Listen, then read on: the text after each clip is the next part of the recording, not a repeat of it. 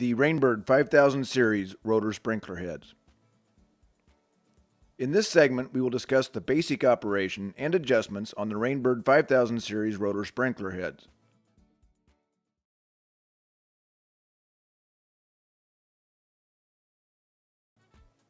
There is a proper technique required to make these adjustments.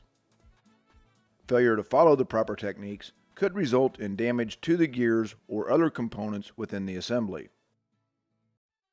Adjusting the arc coverage area on the Rain Bird 5000 series rotor. There are two configurations of the Rain Bird 5000 series rotor, full circle and part circle. The arc coverage area on the full circle model is not adjustable. The arc on the part circle model is adjustable from 40 to 360 degrees. These adjustments are made using the various adjustment slots shown here. The 5000 series part circle rotor has adjustable left and right trip points. To adjust your 5000 series rotor, begin the process by first observing where the left and right trip points are currently set. Do this by simply watching the rotation and noting where the rotor reverses direction. If the left trip point is okay, then proceed to the next step. As you see here, this rotor's left trip point is appropriate for the surrounding landscape. If it is not okay, turn the water off to the sprinkler. Using a Rain Bird screwdriver and adjustment tool, insert the tool into the slot shown here and turn the tool 90 degrees. If you do not have this tool, you can grasp the top of the turret with your fingers and lift the riser from the case.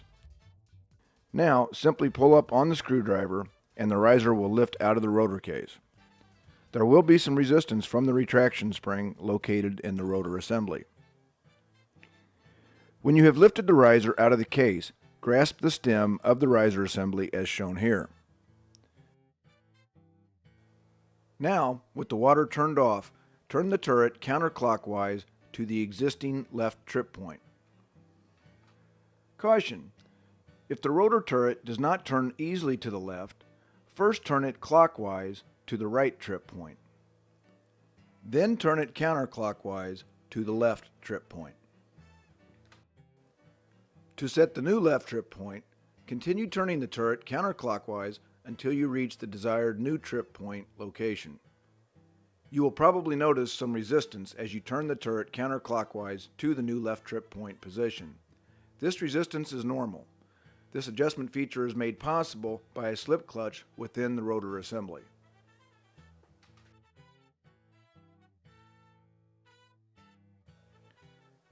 Do not attempt to make this adjustment with water flowing through the head. It could damage the gears and the head may quit rotating. Making this adjustment with water flowing will void the manufacturer's warranty on this rotor. To adjust the right trip point, turn the turret clockwise until the right trip point is reached. If this trip point is not satisfactory, return the turret to the left trip point. Insert your screwdriver into the arc adjustment slot shown here. To increase the arc, turn the screwdriver in the clockwise or plus direction. To decrease the arc, turn the screwdriver in the counterclockwise or minus direction. Each full rotation of the screwdriver will increase or decrease the arc 90 degrees. When the maximum of 360 degrees or the minimum of 40 degrees has been set, you will hear a clicking noise. Do not attempt to adjust the rotor beyond the maximum or minimum. After the right trip point is set, test your arc coverage area by simply turning the turret back and forth and confirming that the trip points are where you want them.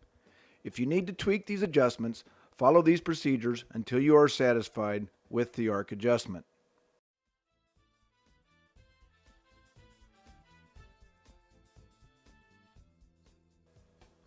Turn the water on to the zone and confirm that the head is covering the arc desired.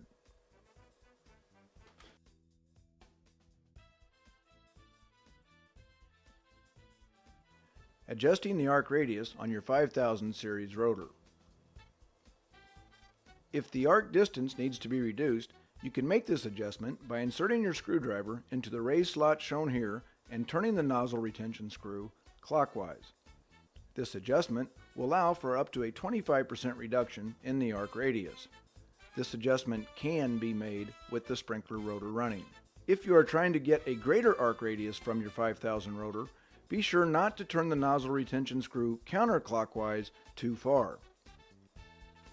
Doing so could result in the nozzle being blown out of the rotor and possibly lost. If you have additional questions regarding the adjustments on your 5000 series rotor, please call us. We will be happy to answer your questions.